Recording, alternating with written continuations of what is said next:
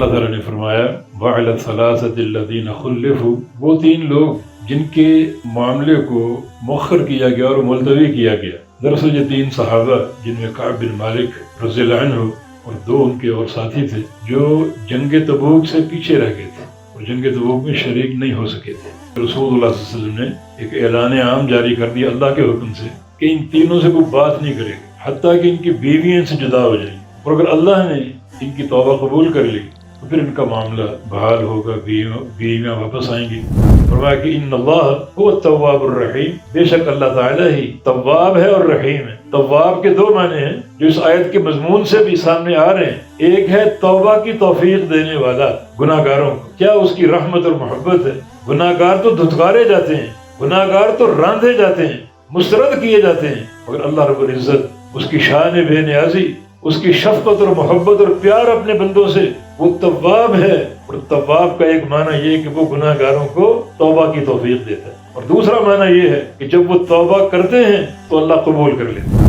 یہ صورتحال آج ہماری ہے، ایک عجیب وبا پھیلی ہوئی ہے جو مہلک ہے، اور لاک ڈاؤن جو پوری طرح قائم ہے، اور یہ زمین ہم پر تنگ ہو چکی، ہمارے نفس ہم پر تنگ ہو چکے۔ تو آئیے ہم ان صحابہ کی طرح اپنے اندر ایک یقین پیدا کریں، یہ صورتحال اللہ کے امر سے ہے، ہر چیز اللہ کے امر سے، الا لہ الخلق والامر، یہ پوری کائنات اللہ کی مخلوق ہے، اور اس اللہ کی مخلوق پر اللہ کا امر قائم ہے۔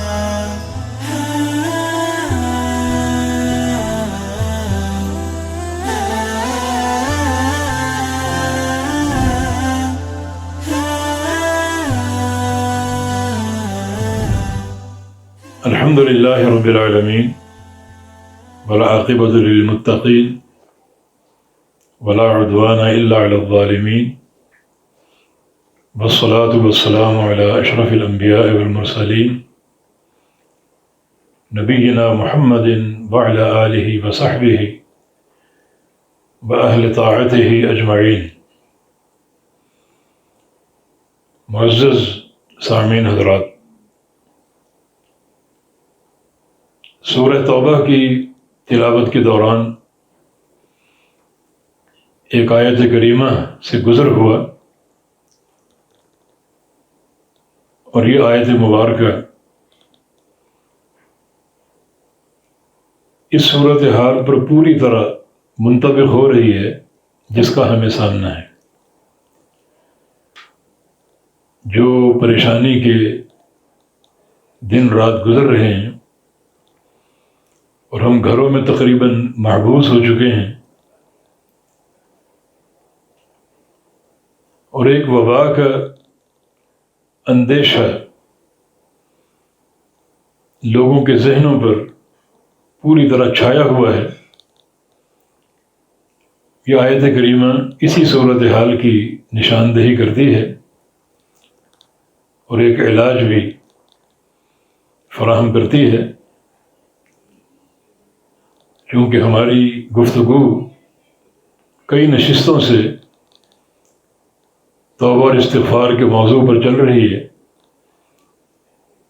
اور اس گمبھیر صورتحال کا تعلق بھی توبہ اور استغفار سے جڑتا ہے۔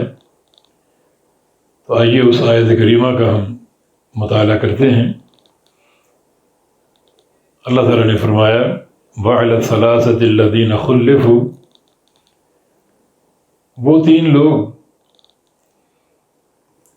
جن کے معاملے کو مؤخر کیا گیا اور ملتوی کیا گیا۔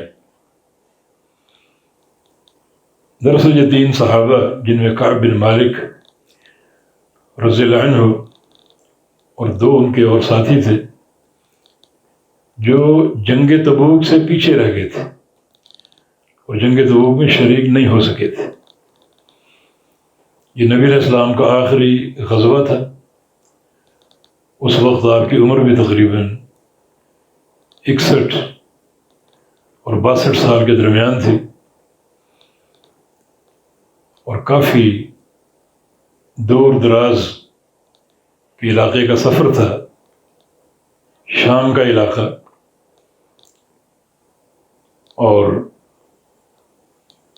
اس غزوہ کے بڑے فضائل بھی ہیں اور بہت زیادہ شریک ہونے والوں کے مناقب بھی ہیں۔ سن 9 ہجری میں یہ غزوہ ہوا اور یہ 3 صحابہ اس میں شرکت نہ کر سکے اور کوئی عذر بھی نہیں تھا، جانے کی تیاری بھی موجود تھی، لیکن بس وقت پر جا نہ سکے اور آج کل میں ان کا معاملہ لیٹ ہو گیا، حتیٰ کہ نبی علیہ السلام غزوہ تبوک سے ایک فاتح بن کر لوٹے، منافقین آتے گئے، جھوٹے عذر پیش کرتے گئے اور آپ ان اعذار کو قبول کرتے گئے، مگر ان تینوں نے کوئی عذر پیش نہیں کیا اور اپنے اس گناہ کا یا اس غفلت کا اور سستی کا اعتراف کر لیا۔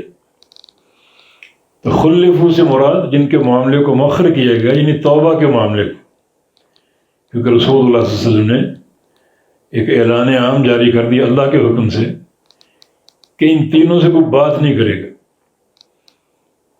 یعنی ایک مکمل بائیکاٹ، حتیٰ کہ ان کی بیویاں ان سے جدا ہو جائیں گی، اپنے اپنے گھروں کو چلی جائیں گی ان کو چھوڑ کر، اور اگر اللہ نے ان کی توبہ قبول کر لی تو پھر ان کا معاملہ بحال ہوگا، بیویاں واپس آئیں گی۔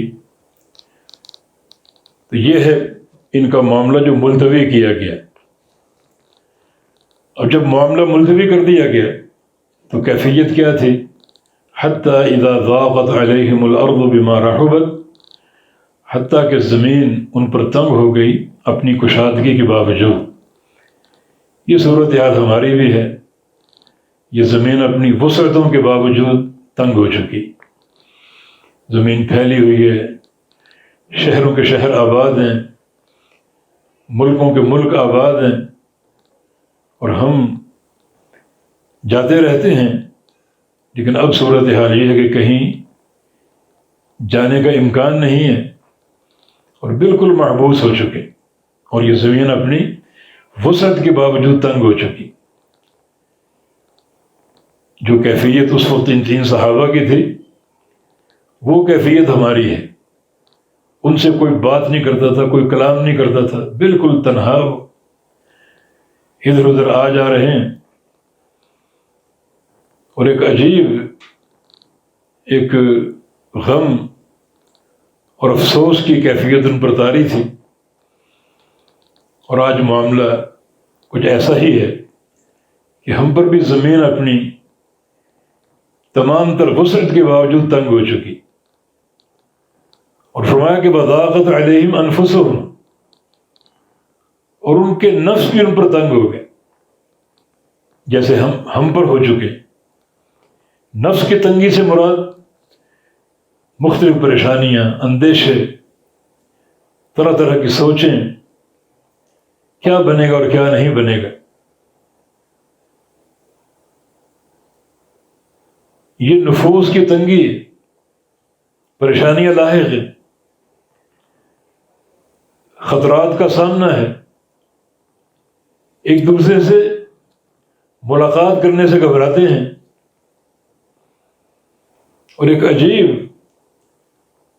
نفسوں کی تنگی اور طبیعت کا ایک اضمحلال ہم پر طاری ہو چکا۔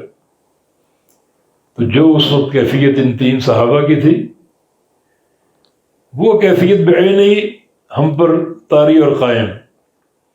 زمین تنگ ہو چکی اپنی وسعتوں کے باوجود، اور ہمارے اپنے نفوس طرح طرح کے تفکرات میں گھرے ہوئے، طرح طرح کے اندیشے، پریشانیاں، اور سب سے بڑی پریشانی یہ کہ لگتا ہے کہ اللہ تعالی ہم سے ناراض ہو چکا، ہماری بدعمالیاں اور ہمارے گناہ جن کی سزا ہمیں دی جا رہی، اس سے بڑی ایک مومن کے لیے پریشانی کیا ہوگی۔ اور پوری طرح یہ صورتحال ہم پر غالب اور چھائی ہوئی۔ انہوں نے پھر کیا کیا؟ ان 3 صحابہ نے نبی علیہ السلام کی تربیت یافتہ، فرمایا کہ وَظَنُّوا اللہ ملجأ من اللہ الا الیہ، انہوں نے یقین کر لیا کہ یہ مصیبت اللہ تعالیٰ کے امر سے آئی ہے، اس وقت اللہ تعالیٰ کے عذاب کے لپیٹے میں آ سکتے ہیں، تو اللہ تعالیٰ سے بچاؤ کی صورتحال کیا ہے؟ اس کے عذاب سے بچنے کے لیے کون سی جائے پناہ ہے؟ انہوں نے یقین کر لیا کہ اللہ تعالیٰ کے عذاب سے، اس کی پکڑ سے، اس کی ناراضگی سے بچنے کے لیے کوئی جائے پناہ نہیں سوائے اللہ کی جائے پناہ کے۔ اللہ ملجأ من اللہ الا الیہ، کہ اس سے، اس کے عذاب سے، اس کی ناراضگی سے ہم فرار ہو کر کہاں جائیں گے؟ کون سی جائے پناہ ہمیں نجات دے گی، پناہ دے گی؟ یہ عذاب اللہ تعالیٰ کے امر سے ہے اور بچاؤ بھی اللہ کے امر سے۔ جو کیفیت بنی ہوئی ہے اللہ تعالیٰ کی طرف سے ہے، اور اس کیفیت سے بچاؤ کے لیے اگر ہم جائے پناہ تلاش کریں تو دنیا میں کوئی جائے پناہ نہیں سوائے اللہ تعالیٰ کی۔ یہ ہے علاج جو ان تین صحابہ نے سوچا اور اس کا یقین کر لیا۔ یہ یقین آج ہمارے اندر پیدا ہونا چاہیے۔ یہ صورتحال اللہ تعالیٰ کے امر سے ہے اور جائے پناہ بھی اللہ کی ذات ہے۔ بھاگ کر کہاں جائیں گے؟ کوئی ملک نہیں، کوئی حکومت نہیں، کوئی بڑا چھوٹا نہیں، کوئی دنیا کے وسائل نہیں، صرف اللہ رب العزت کی ذات ہے۔ اسی سے مناجاتیں ہوں، اسی کو پکارا جائے، اسی کے سامنے تضرع کیا جائے، جو ان لوگوں نے کیا، ان صحابہ نے کیا۔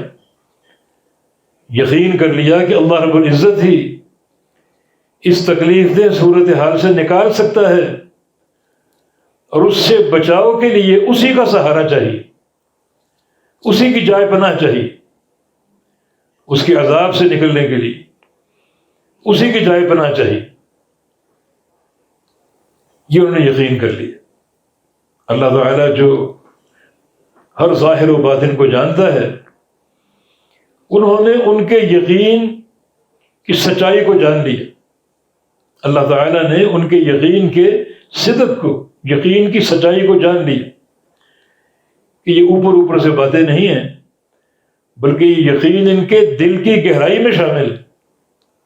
انہیں پوری طرح علم ہے، ان کا عقیدہ ہے، ان کا یقین ہے، تیقن ہے کہ اللہ تعالیٰ کے امر سے یہ صورتحال بنی، اور اللہ کی ذات ہی جائے پناہ ہے۔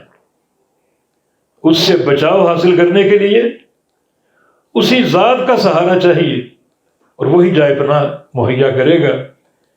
اس کے امر سے یہ تکلیف آئی، اس کے امر سے جائے گی، اور اس کے امر سے ہمیں ٹھکانہ ملے گا اور جائے پناہ ملے گی۔ اللہ تعالیٰ فرماتا ہے کہ جب ہم نے ان کے یقین کی صداقت کو جان لیا کہ اوپر سے لفاظی نہیں ہے، محض دکھاوے کی باتیں نہیں ہیں، بلکہ اندر سے یقین ہے انہیں کہ اللہ تعالیٰ ہی پناہ مہیا کرنے والا ہے، تو اللہ تعالیٰ نے ان کے یقین کی صداقت کو دیکھ کر کیا کیا؟ فرمایا کہ ثم تاب علیہم لیتوبوا، اللہ ان پر مہربان ہو گیا اور ان کو توبہ کی توفیق دے دی۔ اللہ تعالیٰ مہربان ہوا اور اس وبا کو ٹالا نہیں، بلکہ بندوں سے ایک محنت اور کوشش چاہی، اور وہ ان کی توبہ ہے کہ تم جس طرح سچائی کے ساتھ اس یقین پر آ چکے ہو، اسی طرح سچائی کے ساتھ سچی توبہ کر لو۔ توبوا الی اللہ توبۃ نصوحا، سچی توبہ کر لو۔ تو اللہ رب العزت نے ان کے اس تیقن کے صدق کو دیکھا اور ان پر مہربان ہو گیا۔ بڑی مہربان ذات ہے وہ، مہربان ہوا اور ان کو توبہ کی توفیق دی تاکہ وہ سچی توبہ کر لیں۔ فرمایا کہ ان اللہ هو التواب الرحیم، بے شک اللہ تعالیٰ ہی تواب ہے اور رحیم ہے۔ تواب کے دو معنی ہیں جو اس آیت کے مضمون سے بھی سامنے آ رہے ہیں۔ ایک ہے توبہ کی توفیق دینے والا گناہ گاروں کو، کیا اس کی رحمت اور محبت ہے۔ گناہ گار تو دھتکارے جاتے ہیں، گناہ گار تو راندھے جاتے ہیں، مسترد کیے جاتے ہیں، مگر اللہ رب العزت اس کی شان بے نیازی، اس کی شفقت اور محبت اور پیار اپنے بندوں سے، وہ تواب ہے۔ اور تواب کا ایک معنی یہ کہ وہ گناہ گاروں کو توبہ کی توفیق دیتا ہے، اور دوسرا معنی یہ ہے کہ جب وہ توبہ کرتے ہیں تو اللہ قبول کر لیتا ہے۔ تو تواب کا معنی توبہ کی توفیق دینے والا، اور تواب کا معنی توبہ کرنے والوں کی توبہ کو قبول کرنے والا، اور وہ الرحیم ہے، رحم کرنے والا، رحمتوں سے جھولیاں بھر دینے والا۔ بندے توبہ کریں، توبہ قبول کرتا ہے، اور توبہ قبول کر کے ان کو رد نہیں کرتا کہ جاؤ معاملہ ختم ہو گیا، بلکہ آگے معاملہ بڑھتا ہے۔ اللہ تعالیٰ اپنی رحمت کا اور اپنی محبت کا سلوک بھی کرتا ہے، توبہ بھی قبول کرتا ہے، اور ان بندوں سے پیار بھی کرتا ہے۔ وَهُوَ الْغَفُورُ الْوَدُودُ۔ اور آخر ان کی توبہ اتری آسمان سے، اللہ تعالیٰ نے اپنی وحی کے ذریعے ان کی توبہ قبول کی، اور یہ بشارت اللہ تعالیٰ نے اتاری۔ اور جناب کعب بن مالک رضی اللہ عنہ جو بشارت لے کر آیا تھا، اس کو اپنی ایک جبہ، ایک قیمتی حلہ پہن رکھا تھا، وہ اتار کے دے دیا، اور اللہ کے نبی سے عرض کیا کہ یا رسول اللہ صلی اللہ علیہ وسلم، میں اپنا فلاں باغ جو ہے اس خوشی میں صدقہ دیتا ہوں، آپ جہاں چاہیں اس کو استعمال کر دیں، جس کو چاہے آپ تقسیم کر دیں۔ یہ یعنی توبہ قبول ہونے پر یہی صورتحال آج ہماری ہے۔ ایک عجیب وبا پھیلی ہوئی ہے جو مہلک ہے، اور لاک ڈاؤن جو پوری طرح قائم ہے، اور یہ زمین ہم پر تنگ ہو چکی، ہمارے نفس ہم پر تنگ ہو چکے۔ تو آئیے ہم صحابہ کی طرح اپنے اندر ایک یقین پیدا کریں، یہ صورت اللہ کے امر سے ہے، ہر چیز اللہ کے امر سے، الا لہ الخلق والامر، یہ پوری کائنات اللہ کی مخلوق ہے، اور اس اللہ کی مخلوق پر اللہ کا امر قائم ہے۔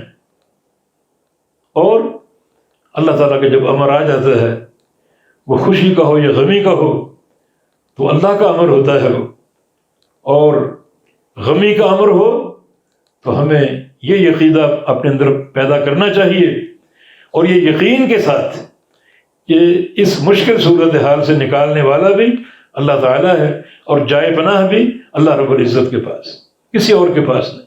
نہ کسی کا تصور کریں، نہ کسی کا رخ کریں، نہ کسی کی امداد کا انتظار کریں، بلکہ گڑ گڑائیں اپنے رب کے سامنے، اپنے پروردگار کے سامنے۔ یہ معاملہ آج اگر حکام بھی اور رعیت بھی اپنا لے، اجتماعی بھی، انفرادی بھی، بجائے اس کے کہ ہم IMF کو دیکھیں، یا بجائے اس کے کہ ہم جو ہے وہ حکومتوں کو دیکھیں، باہر کے بینکوں کو دیکھیں کہ وہاں سے مدد آ رہی ہے، تعاون آ رہا ہے، ہم اپنے قدموں پر کھڑے ہوں، اور یہ یقین پیدا کر لیں کہ اللہ تعالیٰ ہی اس صورتحال سے نکالے گا، اور اللہ رب العزت ہی اس کے پاس جائے پناہ ہے۔ تو پھر اللہ رب العزت جب اس یقین کو دیکھ لے گا، بھانپ لے گا، تو اللہ تعالیٰ مہربان ہو جائے گا، توبہ کی توفیق دے دے گا، اور جب توبہ کی توفیق مل گئی تو توبہ سے وبائیں اٹھ جاتی ہیں، وبائیں اترتی ہیں ہماری معصیتوں سے، اور وبائیں ختم ہوتی ہیں توبۃ النصوح سے۔ یا ایھا الذین آمنوا توبوا الی اللہ توبۃ نصوحا، اللہ کے دربار میں سچی توبہ کر لو۔ اور یہ رمضان کی آخری ساعتیں گزر رہی ہیں، اور قوت سے بھرپور اپنے عمل کو جاری رکھو اور قائم رکھو۔ جناب قتادہ رحمہ اللہ علماء تابعین میں سے تھے، ان کا معمول تھا کہ یہ ہر 7 دن میں قرآن ختم کرتے تھے، ہر 7 دن۔ جب رمضان آتا تو ابتدائی 20 دن 3 دن میں قرآن ختم کرتے، جب آخری عشرہ آتا تو روزانہ ایک قرآن ختم کرتے۔ یہ ہے عمل کی قوت. جو ہے وہ دن آگے بڑھ رہے ہیں تو عمل جو ہے اس میں اور تیزی، قوت، رغبت، شدت پیدا ہو رہی ہے، اور اللہ تعالیٰ اسی چیز کو دیکھ کر راضی ہوتا ہے. یقیناً بندے کا جو اعمال کا اختتام ہے وہ اختتام اسی فکر پر ہو، اسی سوچ پر ہو، تو اللہ تعالیٰ بڑا غفور الرحیم ہے. وہ ہمارے اعمال بھی قبول کرے گا اور اس تکلیف دہ صورتحال کو ختم بھی کرے گا. اللہ تعالیٰ ہر شے پر قادر ہے. بالتوفیق بید اللہ تعالی. اقول قولی هذا واستغفر اللہ لی ولکم، وآخر دعوانا ان الحمد للہ رب العالمین.